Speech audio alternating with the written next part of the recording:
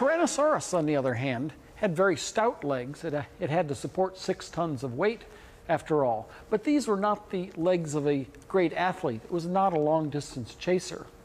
The arms are puny, trifling, could barely scratch the chin. It's really hard to figure out what good they were for at all. But the real weaponry of Tyrannosaurus was there in the head. All of the killing action was concentrated here. It came in close to its prey, opened its jaws, and engulfed its prey. These teeth could penetrate skin, strip muscle from bone. They could actually crush bone. This was a formidable predator.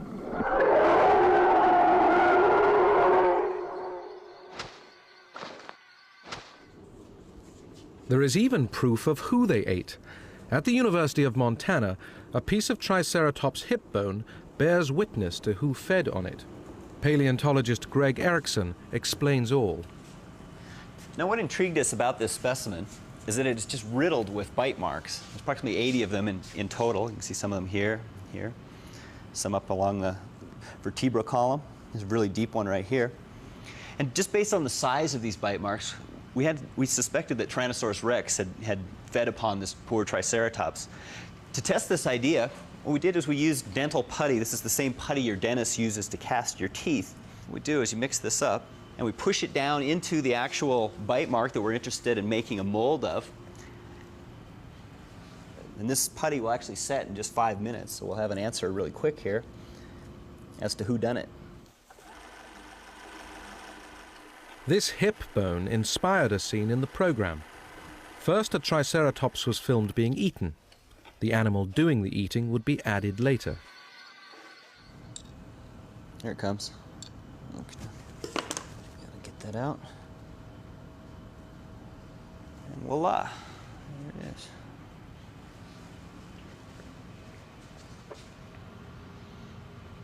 Okay, I think we found our culprit. As you can see, the mold that we've just taken out of this bite mark is almost a perfect match for an adult Tyrannosaurus rex tooth. There's an aspect ratio.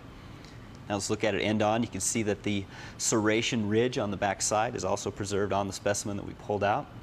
I think this is pretty good smoking gun evidence that Tyrannosaurus rex definitely fed upon Triceratops on occasion.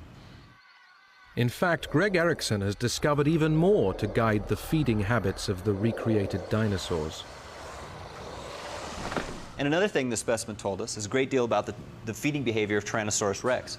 From some of these gouges, like this one here, we can see that it employed puncture and pull biting behavior, in which the teeth were plunged through both the flesh and bone, and then pulled backwards using its 5 tons of bodily inertia. And using this type of behavior, it was able to remove the entire front section of the Triceratops pelvis here, and obviously was consuming small pieces of bone while it was doing this.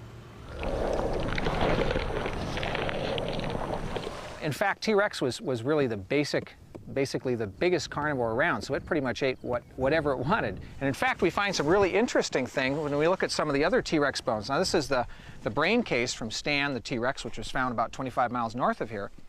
And we find this hole in the back of its head. This is the top of its skull. The big, large neck muscles were attached right here.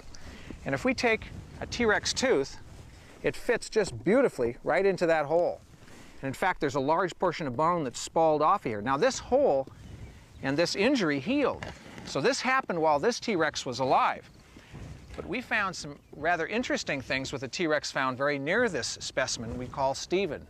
On Stephen, we found the vertebrae were actually cut in half, and the spines, the part that takes the T-bone steaks and all those really nice, wonderful things, those were actually bitten away and gone. And we believe that this is pretty good evidence that T-Rex not only fought with each other, they killed each other and sometimes even ate each other.